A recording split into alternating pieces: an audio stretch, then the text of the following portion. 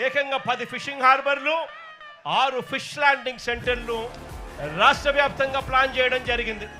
దాదాపుగా 16,000 కోట్ల రూపాయలతో 4 పోర్ట్లు, దాదాపుగా 3,800 కోట్ల రూపాయలతో 10 ఫిషింగ్ హార్బర్లు, దాదాపుగా 150 కోట్ల రూపాయలతో 6 ఫిష్ ల్యాండింగ్ సెంటర్లు, దాదాపుగా 20,000 కోట్ల రూపాయల పెట్టుబడులతో వీటికి అన్నింటికీ కూడా శ్రీకారం చుట్టాము. గతంలో వైఎస్ఆర్సీపీ ప్రభుత్వంలో మన హయాంలో మరో 6,000 కోట్ల రూపాయలతో పోర్ట్లకు సంబంధించిన ఎక్స్పాన్షన్ కూడా ప్లానింగ్లోకి భాగమైంది.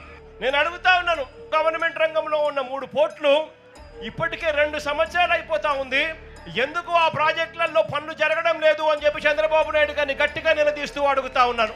మరో దాదాపుగా 3,800 కోట్ల రూపాయలతో మొదలెట్టిన 10 కొత్త ఫిషింగ్ హార్బర్లు, ఇందులో జువెలదిన్న ప్రాజెక్టు, ఈ జువెలదిన్న ప్రాజెక్టును కూడా రాష్ట్రానికి మొత్తానికి కూడా చూపించాం. ఈ ప్రాజెక్టు వైఎస్ఆర్సీపీ ప్రభుత్వ హయాంలోనే దాదాపుగా 300 కోట్ల రూపాయలతో పూర్తిగా ఖర్చు చేసి మార్చి 12వ తారీఖున ఈ ప్రాజెక్టును వర్చువల్గా కూడా ఇనాగ్రేట్ చేసే కార్యక్రమం కూడా జరిగింది.